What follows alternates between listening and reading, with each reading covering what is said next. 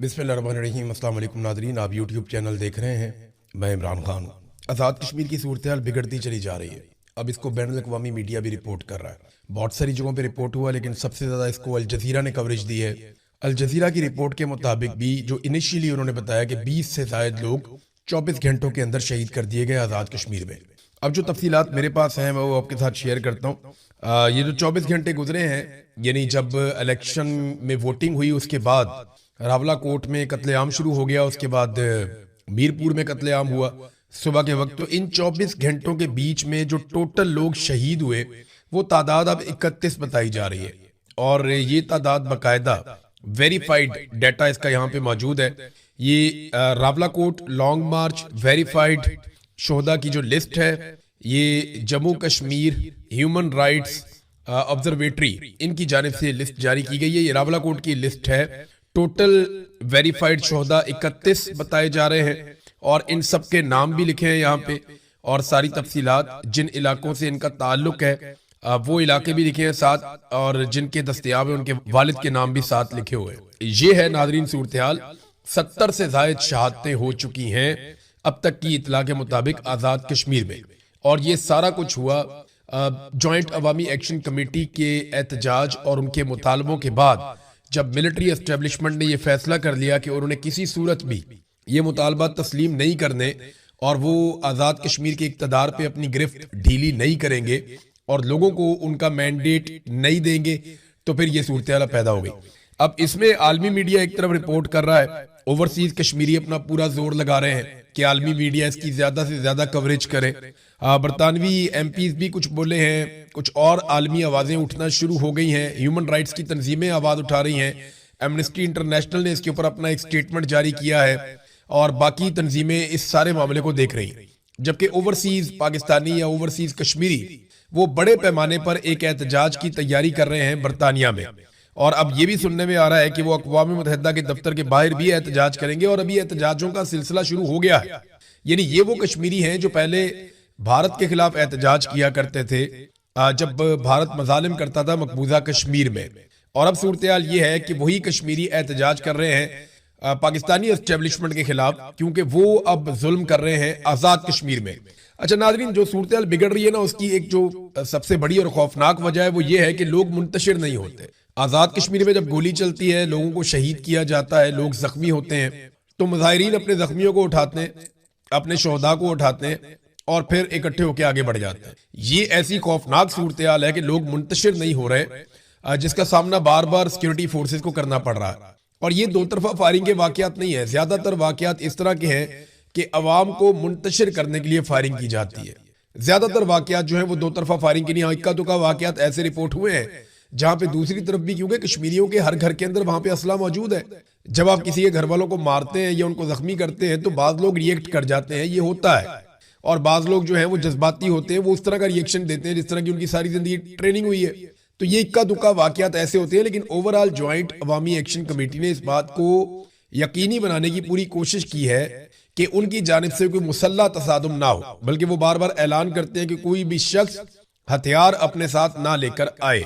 हालांकि मीडिया में बहुत ज्यादा ये प्रोपेगेंडा किया गया, बहुत ज्यादा खबरें चलाई कि एक बंदा हमने पकड़ लिया मुसल्ला, और वो बंदा ये बताता है जनाब के हमें इनाम का ऐलान दिया गया था कि जितने बंदे मारोगे सिक्योरिटी फोर्सेस के उतना इनाम मिलेगा। ऐसी कोई चीज नहीं है, हमने तो ऐसी सुनी भी नहीं। ज्वाइंट अवामी एक्शन कमेटी वालों से हम बात करते हैं, वो ना तो एंटी पाकिस्तान है, ना वो कोई इंडिया की एजेंट है, ना वो कोई पाकिस्तान के दुश्मन है। वो सिर्फ ये कहते हैं जनाब जो आज़ाद कश्मीर के लोग हैं उनके मैंडेट का एहतराम किया जाए, उन्हें अपनी हुकूमत बनाने की इजाजत दी जाए। ये तरीकाकार गलत है कि एक सेक्टर कमांडर ऑफिस में बैठ के एक ऑफिसर फैसला कर लेता है कि जनाब हम बताएंगे कि आज़ाद कश्मीर में हुकूमत कैसे बनानी है और क्यों बनानी है और किसकी हुकूमत बनानी है, फिर उसको कैसे चलाना है। तो वो कहते हैं जी इस तरह तो नहीं, क्योंकि देखें ना आज़ाद कश्मीर के बहुत बड़ी तादाद में लोग ओवरसीज हैं, वो दुनिया के तरक्की याफ्ता ममालिक में रहते हैं, वहां पे वो देखते हैं कि निज़ाम कितना अच्छे से काम कर रहा है। अब वो ये चाहते हैं कि इसी तरह जो है वो आज़ाद कश्मीर के अंदर भी अच्छा निज़ाम काम करे, लेकिन वहां पे पूरा का पूरा निज़ाम जो है वो यरगमाल है। इस वजह से ये ऑब्वियस है कि एक रिएक्शन आना था, और वो रिएक्शन आया, और वो आप देख रहे हैं। अब लोग भागते नहीं है, वो अपनी लाशें उठाते हैं, जख्मियों को उठाते हैं और दोबारा इकट्ठे होकर आगे बढ़ जाते हैं। ये सिलसिला अगर ऐसे ही चलता रहा ना, तो इस बात का बहुत बड़ा खतरा है कि लाशें गिरने की तादाद बहुत बढ़ जाएगी और ज्यादा लोग शहीद हो जाएंगे। वफाकी वुज़रा बड़े अजीबो गरीब बयानात दे रहे हैं یعنی میں حیران ہوتا ہوں کہ وہ جلتی آگ کو بجھانے کی بجائے، فائر فائٹنگ کرنے کی بجائے، حکومت میں بیٹھے ہوئے وزراء وہ جلتی پہ تیل ڈال رہے ہیں۔ کوئی کہتا ہے جی کہ یہ بھارت کے ایجنڈے پہ ہیں، یہ غدار ہیں، یہ ان کے ساتھی ہیں۔ کوئی وزیر کہتا ہے کہ جی ہمارے جو ٹرینڈ کیے ہوئے مجاہدین ہیں وہی واپس ہمارے گلے پڑ گئے ہیں، وہ ہم سے اب لڑ رہے ہیں۔ ایک تو اس کے اندر ایک بڑا اعتراف ہے کہ بھارت کے اندر جو مجاہدین لڑتے تھے انہیں پاکستان کی فوج ٹرینڈ کرتی تھی، اور یہ پاکستان کے وزراء یہ اعتراف کر رہے ہیں کہ جناب ہمارے ہی ٹرینڈ کیے ہوئے مظاہرین واپس ہمیں پڑ گئے ہیں۔ اب یہ اس طرح کے جو غیر ذمہ دارانہ سٹیٹمنٹ ہیں ان سے تو جلتی پہ تیل ڈلے گا اور وہاں پہ آگ لگائی جا رہی ہے۔ لوگ پیچھے ہٹنے کو تیار نہیں ہے، وہ اپنے پیاروں کو دفنانے کے بعد پھر آگے بڑھنے کی بات کر رہے ہیں۔ اسٹیبلشمنٹ کے جو ٹاؤٹ صحافی ہیں وہ اب یہ پیغامات دے رہے ہیں اسٹیبلشمنٹ کی جانب سے، یعنی ڈاک لے کر آتے ہیں، وہ یہ بتاتے ہیں کہ جناب اسٹیبلشمنٹ نے یہ فیصلہ کر لیا ہے کہ سمجھوتا نہیں کریں گے، مار ڈالیں گے، سزا دی جائے گی۔ دیکھیں یہ وہ صحافی تو اپنے منہ سے یہ کہتے ہیں جناب دیکھیں تو ہم تو خبریں دے رہے ہیں، ہمیں تو جناب اندر سے سورس سے پتہ چلتا ہے کہ مار دیا جائے گا، قتل کر دیا جائے گا، تباہ کر دیا جائے گا، برباد کر دیا جائے گا، کوئی نرمی نہیں ہوگی، بہت سختی کی جائے گی، ہارڈ سٹیٹ کر دی جائے گی، انج کر دیں گے اونٹ کر دیں گے۔ نہیں، یہ خبر نہیں ہے۔ یہ وہ دھمکیاں ہیں جو جرنیل اپنے منہ سے نہیں لگا سکتے۔ اگر جرنیل اپنے منہ سے یہ دھمکیاں لگائیں تو پوری دنیا میں ان کے منہ پہ تھو تھو ہو جائے گی۔ لہذا یہ دھمکیاں لگانے کے لیے انہوں نے اپنے ٹاؤٹس پالے ہوئے ہیں اور وہ ان کے ذریعے سے یہ دھمکیاں لگواتے ہیں۔ یہ خبر کوئی نہیں ہوتی۔ جرنیل کا جو دھمکی لگانے کا دل کرتا ہے نا کہ یہ والی دھمکی میں نے لگانی ہے پاکستانی عوام کو، دھمکی خود نہیں لگاتا، وہ کرتا یہ ہے کہ اپنے ٹاؤٹ کے ذریعے سے وہ دھمکی لگواتا ہے۔ خبر کوئی نہیں ہوتی اس کے اندر، میری دھمکی ہوتی ہے، آگے وہ ٹاؤٹ بیٹھ کے شروع ہو جاتا ہے ان کے بہاف کے اوپر۔ یعنی یہ تو وہ حرکت ہے نا کہ وہ چودھری کے ساتھ ایک مراسی ہوتا ہے، وہ چودھری کے بہاف پہ ہر ایک کو دھمکی لگاتا پھرتا ہے۔ تو یہ اس طرح کے کام ہے، یہ صحافیوں کے کرنے والے کام نہیں ہے۔ یہ جو ڈاک لے کے آ جاتے ہیں ہر دوسرے دن آگے بیٹھ جاتے ہیں کہ جناب نہیں ہم نے جناب ہم خبر نکال کے لائے ہیں، اسٹیبلشمنٹ جناب اور ڈنڈا دے گی اور ہارڈ سٹیٹ کرے گی اور زیادہ یہ کرے گی اور زیادہ وہ کرے گی۔ وہ دھمکیاں لگا رہے ہوتے ہیں کسی اور کے بہاف کے اوپر، اور وہ جرنیل جو ہے وہ اپنے منہ سے دھمکی لگانا نہیں چاہتے۔ انہیں پتا ہے کہ کل کو اس کا جواب دینا پڑے گا، کل کو ہم پھنس جائیں گے، اور کل کو اگر اس بندے کو پکڑ کے اس کی کچی مروڑ کے اس سے پوچھیں کہ بتا بھی کس نے تجھے کہا تھا کہ یہ والی دھمکی لگا، تو یہ نام بھی نہیں لے سکے گا کس نے مجھے کہا تھا، اور اگر نام لے گا بھی تو کوئی مانے گا بھی نہیں اس کی بات۔ یہ ٹوٹل اوقات ہے۔ لیکن دھمکیاں فی الحال لگائی جا رہی ہیں، آزاد کشمیر کے لوگوں کو بھی عالمی میڈیا اس پہ کافی کوریج کر رہا ہے، وہ سب ہم دیکھ رہے ہیں۔ اب ناظرین اس میں جو لوگ شہید ہوئے ان میں ایک امام مسجد شہید ہو گئے، یعنی ان کا کیا قصور تھا؟ ایک امام مسجد ہے، وہ نماز پڑھا رہے ہیں وہاں، وہ بھی نماز پڑھاتے تھے، وہ بھی شہید ہو گئے۔ ایک استاد ہے معلم، وہ بھی شہید ہو گئے۔ ایک ہمارا پی ایچ ڈی کا طالب علم تھا، بڑا اچھا نوجوان اسامہ جمیل، وہ نعرے لگواتا تھا لوگوں کو، لوگوں کے جذبات بھڑکاتا تھا، انہیں بولتا تھا کہ بولو اور کھل کر اپنے لیے آواز اٹھاؤ، انقلاب کے لیے آواز اٹھاؤ، اپنے حقوق مانگو۔ پی ایچ ڈی کر رہا تھا وہ نوجوان، وہ کوئی دہشت گرد تو نہیں تھا نا۔ اب پاکستان میں قائد اعظم یونیورسٹی سے پی ایچ ڈی کرنے والا نوجوان، اس کو آپ کیسے کہہ سکتے ہیں کہ وہ کوئی دہشت گرد ہے؟ وہ اس کے نعرے میں سن رہا تھا ابھی کہ جوانیاں لٹائیں گے، سینے پہ گولی کھائیں گے، انقلاب لائیں گے۔ اس نے گولی بھی کھا لی، اپنی جوانی بھی لٹا دی، اور انقلاب کا انتظار اب ہم کریں گے کہ انقلاب کب آئے گا۔ اب کچھ ایسے ٹاؤٹس ہیں جن کے اچھے تعلقات ہیں ملٹری اسٹیبلشمنٹ سے، نام لوں گا تو بہت چیخیں ماریں گے، لیکن آپ دیکھ لیں سوشل میڈیا پہ جا کے، یہ جو جرنلسٹ ہیں یہ اب کہنا شروع ہو گئے جی یہ معاملہ مس ہینڈل ہوا ہے۔ یہ جو صحافی ہیں نا یہ اپنے سے نہیں بولتے، یہ تب بولتے ہیں جب انہوں نے ملٹری اسٹیبلشمنٹ کو ریسکیو کرنا ہوتا ہے۔ یہ جو کچھ بھی ابھی بلاول نے کیا یہ کیوں کیا یہ میں آپ کو بتاتا ہوں آگے چل کر، لیکن پہلے نواز شریف، شہباز شریف، مریم نواز اور ان کے جو چمچے خرچے ہیں وہ سارے ایک دوسرے کو مبارکبادیں دے رہے ہیں اور مبارکبادیں وصول کر رہے ہیں۔ حتیٰ کہ یہ لوگ 31 لاشیں گر گئیں، لیکن اس کے باوجود یہ اپنے ٹویٹر اکاؤنٹس کے اوپر بھی مبارکبادیں ہی دے رہے ہیں۔ یہ ان کے حالات یہ اتنے ارریلیونٹ ہیں پاکستان کے مسائل سے اور معاملات سے۔ وہاں لاشیں گر رہی ہیں، ان کی مبارکبادیں نہیں بند ہو رہی، ان کی باچیاں ہی نہیں کھلنی بند ہو رہی۔ ادھر نوجوانوں نے کال دی ہے جی، اسلام آباد میں پہلی مرتبہ نوجوان طلباء وہ کہہ رہے ہیں جی ہم اکٹھے ہو کر آئیں گے، اب جینزیز جو ہیں وہ اس معاملے میں احتجاج کریں گے۔ تو اب پتہ نہیں یہ اس کال کے پیچھے کیا ہے، مجھے آئیڈیا نہیں ہے، لیکن اسلام آباد پریس کلب کے باہر نوجوانوں کی طرف سے کچھ تھوڑا سا سوشل میڈیا کے اوپر رولا ڈالا گیا ہے کہ اسلام آباد پریس کلب کے باہر نوجوان اکٹھے ہوں اور وہ شرکت کریں بڑے پیمانے پر آ کے، جو کشمیر میں ظلم اور بربریت ہو رہی ہے ریاست پاکستان کی سیکیورٹی فورسز کی جانب سے، وہ ظلم اور بربریت اس کے خلاف یہ نوجوان اکٹھے ہونے جا رہے ہیں۔ دیکھیں اب اگر ان نوجوانوں کو اکٹھا ہونے دیا جاتا ہے اور وہاں پہ ہزاروں نوجوان آ جاتے ہیں پھر تو سچویشن کوئی اور ہے۔ اس پہ انالیسس میں تبھی کروں گا جب میں نوجوانوں کی شکلیں دیکھوں گا، مجھے پتہ چلے گا کہ ان کو بھجوایا کس نے، کس تنظیم سے ان کا تعلق ہے، یہ خود سے نکل کر آگے ہیں، یہ ان کو یہاں پہ لایا گیا ہے، یہ تو ہمیں پتہ چلے گا بعد میں۔ لیکن اچھی بات ہے اگر نوجوانوں کو نکلنے کے لیے ایک پلیٹ فارم مہیا ہو رہا ہے اور وہ نکل کر نہتے کشمیریوں کے لیے آواز اٹھا سکتے ہیں یا مظلوم کشمیریوں کے حق میں آواز اٹھا سکتے ہیں تو یہ بڑی اچھی بات ہے. اس پہ پھر ہم اپنا جو تجزیہ ہے جب تک وہ احتجاج نہیں کر لیتے تب تک کے لیے محفوظ رکھتے ہیں, پھر ہم دیکھیں گے کہ کیا صورتحال ہے. ناظرین, بھارت میں ایک پولیس والے کو صرف اس لیے معطل کیا گیا کہ اس نے کلاشنکوف کا یا اس کی جو ایس ایم جی گن تھی, شارٹ مشین گن بندوق جو تھی, اس نے وہ رائفل اٹھا کے نوجوانوں کی طرف تان دی تھی. تو ایک پولیس والے کو صرف اس لیے معطل کر دیا کہ تم نے ریئل رائفل جس سے آدمی مر جاتا ہے اس کو تم نے طلبہ کی طرف تان دیا تھا. پولیس والا معطل. ادھر گولیاں مار رہے ہیں, پی ایچ ڈی کا اسٹوڈنٹ مار دیا. ایک ایئر فورس کا آفیسر ہے, اس کے والد بھی شہید ہو گئے. ایئر فورس کے آفیسر ہیں مبینہ طور پہ, اور سوشل میڈیا پہ ان کی تصاویر بھی چل رہی ہیں اور کلیم کیا جا رہا ہے کہ ان کے والد کا بھی انتقال ہو گیا, انہیں بھی سیکیورٹی فورسز نے گولی مار دی.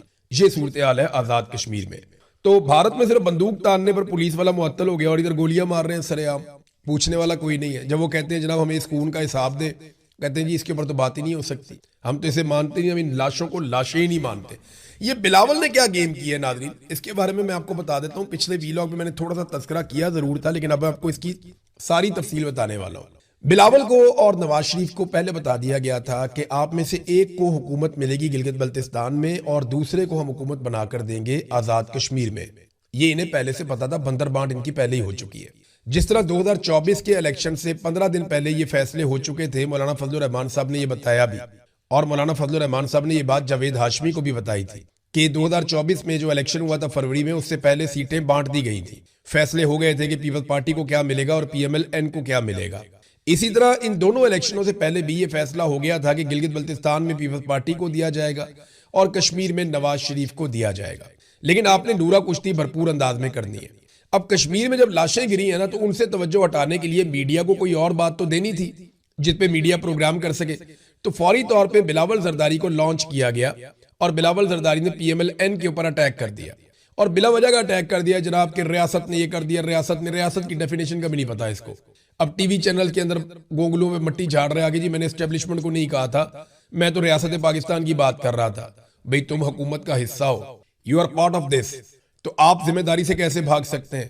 دوسرا جو ریاست آزاد کشمیر ہے اس میں تو حکومت ہی تمہاری ہے, وہاں تو سارا کیا دھرا ہی تمہارا ہے. تمہیں نے قلعدم کیا انہیں, تمہیں نے ان پہ پابندیاں لگائیں, تمہیں نے ان کے سروں کے اوپر انعام رکھے, تمہیں نے سیکیورٹی فورسز کو باقاعدہ بلوایا وہاں سے لیٹرز لکھ کے جناب اور سیکیورٹی فورسز چاہیے اور بھجوائیں. یہ سارا کچھ تمہیں نے کیا نا. اب تم دوسروں کے کھاتوں میں نہیں ڈال سکتے, لوگوں کو بیوقوف نہیں بنا سکتے. یہ کیا اس لیے گیا کہ ٹاک شوز میں کشمیر کو ضرور ڈسکس کیا جانا تھا. وہاں پہ دیکھیں اور لگ بھگ 31 لوگ شہید ہو گئے 24 گھنٹے میں. آپ کو بات کرنی پڑتی ہے, ایسا نہیں ہے کہ آپ بات نہیں کر سکتے, میڈیا کی کریڈیبلٹی فارغ ہو جاتی ہے. تو بلاول نے میڈیا کو بات کرنے کے لیے موقع دیا, ٹھیک ہے آپ آزاد کشمیر پہ بات کریں تو آپ پیپلز پارٹی اور پی ایم ایل این کی لڑائی کروا دیں, آپ اس نورا کشتی کے اوپر بات چیت کر لیں, آپ کو بات چیت کرنے کے لیے کوئی ٹاپک مل جائے گا. اور سارے میڈیا نے الحمدللہ اسی پہ بات کی ہے. کوئی میڈیا لاشوں کے گرنے کی بات نہیں کر رہا, کوئی میڈیا نہیں بتا رہا کس طریقے سے قتل عام ہوا, بلکہ وزراء اس کو جسٹیفائی کر رہے ہیں. تو بلاول کو اسی لیے لانچ کیا گیا تھا. مریم نے کہا میں بلاول کو سمجھانا چاہتی ہوں کہ الیکشن کا فیصلہ ریاست نہیں عوام کرتے ہیں. عوام کا فیصلہ مانا تھا تم لوگوں نے, 17 سیٹوں سے اقتدار میں آ کر بیٹھ گئے فارم 47 لے کر. عوام کے دیے ہوئے فارم 45 پہ تو آپ سارے پورا ٹبر ہی ہار گیا تھا, اور اب آپ لوگ جو ہے وہ اکٹھے ہو کر آ کر بیٹھ گئے اور آپ لوگوں نے کہا جی ٹھیک ہے فارم 47 ہی قبول ہے. تو فارم 47 میں تو عوام کا کچھ لینا دینا نہیں تھا. عوام نے تو پاکستان تحریک انصاف کو جتایا تھا, اور وہ شرجیل انعام میمن نے بھی یہ بات کی ہے, سندھ سے بیٹھ کر, وہ سندھ کے وزیر ہیں, وہ بھی یہ کہتے ہیں کہ پنجاب میں ان کو بدترین شکست ہوئی ہے, لیکن جس طرح ان کو اقتدار میں بٹھایا گیا ہے وہ تو اب ساری دنیا ہی جانتی ہے. ناظرین, سینیٹر مشتاق یہ جانا چاہ رہے تھے آزاد کشمیر, لیکن تعداد بہت زیادہ نہیں تھی لوگوں کی ان کے ساتھ, تو پولیس کی ایک نفری نے ان کو روک لیا. وہاں پہ دھکا مشتی ہوئی تھوڑی سی, اس کے بعد یہ لوگ وہاں بیٹھے, انہوں نے دھرنا دے کر احتجاج کیا, اور پھر جب واپس آ رہے تھے تو سینیٹر مشتاق کو وہاں سے غائب کر دیا گیا. اچانک سے رش لگایا گیا, وہاں پہ گاڑیاں آ جاتی ہیں, بندے آ جاتے ہیں, کو پولیس والے ان کی گاڑی پہ قبضہ کرتے ہیں اور ان کو لے کر نکل جاتے ہیں.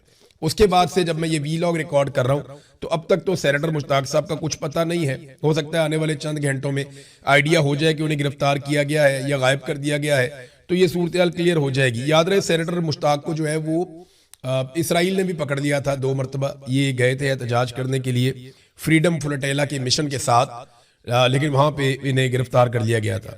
ناظرین, بلوچستان کی صورتحال میں آپ کو بار بار بتاتا رہتا ہوں, ابھی پھر سچویشن آپ دیکھ لیجئے کہ 11 افراد کو مزید خضدار سے اغوا کر لیا گیا ہے بلوچستان میں, اور بارکھان میں پولیس کے ایک ڈی ایس پی کو شہید کر دیا گیا ہے، جبکہ ان کے ساتھ کئی اور ساتھیوں کو زخمی کر دیا گیا ہے۔ تو بلوچستان کے حالات بالکل بھی سرکار کے کنٹرول میں نہیں آ رہے، جبکہ جو چیزیں کنٹرول ہونی چاہیے وہ بھی یہ کنٹرول نہیں کرنا چاہتے۔ یعنی پیٹرولیم مصنوعات کی قیمتیں عالمی منڈی میں 17 سے 18% تک کم ہو گئی ہیں۔ 17 سے 18% تک کم ہونے کا مطلب ہے کہ پاکستان کی سرکار اگر لیوی وغیرہ کو کم نہ بھی کرے، ٹیکسز وغیرہ کو کم نہ بھی کرے، تو پھر بھی اس وقت 60 سے 70 روپے کا ریلیف عوام کو دیا جا سکتا ہے۔ لیکن جب قیمت بڑھانی ہوتی ہے تو روزانہ کی بنیاد پہ 10 روپے، 20 روپے، 30 روپے بڑھا دیتے ہیں، لیکن جب کم ہونی ہوتی ہے تو کوشش کرتے ہیں کہ آخری دم تک کم نہ کی جائے، جتنا زیادہ لوگوں کی جیبوں سے پیسہ نچوڑا جا سکے وہ پیسہ نچوڑا جائے۔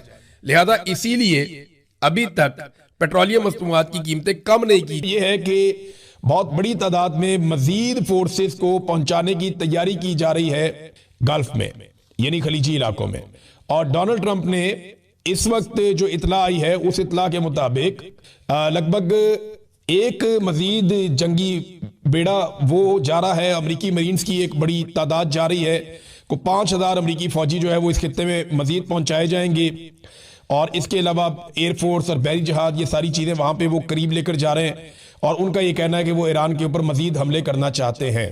اب امریکہ کے اندر شدید مخالفت ہو رہی ہے، تو ڈونلڈ ٹرمپ اتنا بڑا رسک کیسے لے سکتا ہے؟ کیا واقعی وہ اپنی فوج کو ایران کی سرزمین پہ اتارنا چاہتے ہیں؟ کیونکہ دیکھیں یورینیم کے حوالے سے ان کے پاس کوئی منصوبہ ہے نہیں۔ ایران کے پاس جو تیار یورینیم ہے جس کو وہ ایٹم بم بنانے میں استعمال کر سکتا ہے، لگ بھگ 450 کلو ان کے پاس ہے۔ اس پہ پیوٹن نے ایک آفر دی ہے ڈونلڈ ٹرمپ کو، جو روسی صدر ہیں انہوں نے ڈونلڈ ٹرمپ کو کہا کہ ہم یہ یورینیم اٹھا کر رشیا لے جاتے ہیں اگر آپ کو پرابلم ہے تو ڈونلڈ ٹرمپ نے کہا نہیں جی یہ نہیں ہوگا، یہ آفر ڈونلڈ ٹرمپ نے مسترد کر دی، اور ایران سے تو بھی بات ہی نہیں ہوئی اس بارے میں۔ ایران اپنی یورینیم دیتا بھی ہے یا نہیں دیتا یہ بھی کوئی نہیں جانتا، لیکن وہ یورینیم ہے کہاں؟ وہ جہاں بھی ہے وہ اتنی محفوظ ہے کہ زمین کی بہت نیچے تہہ کے اندر انہوں نے رکھی ہے کہیں۔ دیکھیں امریکہ کا جو سب سے بہترین بمبار طیارہ ہے وہ B-2 بمبر طیارہ، B-52 یہ طیارے ہیں، ان کے جو بم ہیں وہ سٹرکچرز کو توڑ دیتے ہیں اور وہ بنکر توڑ دیتے ہیں، بنکر بسٹرز ہیں، یعنی وہ جاتے ہیں اور جا کر جو زیر زمین سٹرکچر بنے ہوئے ہیں ان کو توڑ دیتے ہیں۔ لیکن اگر زیر زمین سٹرکچر بہت نیچے ہے زمین کے اندر تو پھر اس کو وہ نقصان نہیں پہنچا سکتے۔ سینکڑوں فٹ نیچے جو ہے وہ ایران نے، اور وہ مٹی کی لیئر ہے، کنکریٹ کی لیئر جو ہے اس کو وہ توڑ دیتے ہیں میزائلز۔ مٹی کی لیئر کے اندر گھسنا وہ بہت مشکل ہوتا ہے، اور جو مٹی ہے یا جو قدرتی جو عوامل ہیں ان کے اندر سے گزرنا بم کا اتنا آسان نہیں ہوتا۔ جو کنکریٹ کا سٹرکچر ہوتا ہے اس کو توڑنے کے لیے بم ڈیزائن کیا جاتا ہے۔ تو اب جو بمز ہیں وہ بھی وہاں تک نہیں پہنچ پا رہے جہاں پہ ایران نے اپنے میزائلز، اپنے ڈرونز یا اپنا جو ان کے پاس ایٹم بم بنانے کی صلاحیت کا جو سسٹم ہے یا جو ان کے پاس یورینیم ہے اس کو جہاں رکھا ہوا ہے وہاں امریکہ کی ایکسس نہیں ہو پا رہی۔ انہیں زمین پہ اترنا پڑے گا، زمین پہ آنا پڑے گا۔ کیا امریکن اس کے لیے تیار ہیں؟ کیونکہ ایرانی تو کہہ رہے ہیں کہ زمین پہ اتریں تو ہم ان کے ساتھ لڑائی کریں گے، ہم تو ان کا انتظار کر رہے ہیں 50 سال سے، اور ایرانیوں نے ایسا لگتا ہے بڑا لمبا عرصہ تیاری کی ہے اس جنگ کی۔ جس طریقے سے انہوں نے میزائل مارے، اس پہ فائنینشل ٹائمز کی ایک رپورٹ آئی ہے، یہ رپورٹ ذرا آپ دیکھیں۔ اس رپورٹ کے مطابق ایران کے جوابی حملے نے امریکی حکام کو حیران کر دیا اور ہلا کر رکھ دیا۔ تہران نے خلیجی ممالک پر 3000 سے زائد میزائل اور ڈرون داغے ہیں، 3000 سے زائد، جبکہ اسرائیل کی طرف سے سینکڑوں کا استعمال کیا گیا ہے۔ امریکی آفیسر جو ہیں ملٹری کے اور سابق آفیسر وہ یہ کہہ رہے ہیں کہ ایرانیوں نے بہت کم وسائل سے بہت زیادہ کچھ کرنے کا کارنامہ سر انجام دے دیا ہے، جس کی مثال بہت کم ملتی ہے۔ سستے شہید ڈرون نے ریڈار، بندرگاہیں، فوجی اڈے اور تیل کی تنصیبات کو نشانہ بنانے میں بڑا زبردست کردار ادا کیا ہے۔ امریکی حکام اب مان رہے ہیں کہ ہم نے یہ نہیں سوچا تھا کہ ایرانی اس طرح کا رد عمل دیں گے، اور ابھی ایک اور بہت بڑا نقصان ہو گیا، اور یہ نقصان ہوا ہے سعودی عرب میں۔ سعودی عرب کے پرنس سلطان ایئر بیس پر امریکہ کے جہاز کھڑے ہوئے تھے، اور یہ وہی جہاز ہیں جو ری فیولنگ کرتے ہیں جہازوں میں، اور بڑے قیمتی جہاز ہیں یہ۔ اس سے پہلے آپ کو یاد ہے نا کہ ایک دن پہلے عراق کے اندر انہوں نے کہا جی ایک حادثہ ہو گیا اور 2 جہاز آپس میں ٹکرا گئے، ایک کو لینڈ کر لیا گیا، وہ اس کو زیادہ نقصان نہیں ہوا، دوسرا تباہ ہو گیا، اس کے اندر 6 امریکی سوار تھے، وہ 6 کے 6 مارے گئے۔ اب یہ تو امریکہ مان رہا ہے کہ ان کا یہ نقصان ہوا، لیکن اسی طرح کے 5 جہاز جو ہیں وہ تباہ ہو گئے ہیں، کچھ مکمل اور کچھ جزوی طور پہ، اور یہ ری فیولنگ کرنے والے طیارے تھے۔ اور اس کے اوپر جو رپورٹ دی ہے وہ رپورٹ دی ہے وال سٹریٹ جرنل نے، وہ یہ بتا رہے ہیں جناب کہ ایئر فورس کے طیاروں کو نقصان پہنچا ہے، اور یہ وہ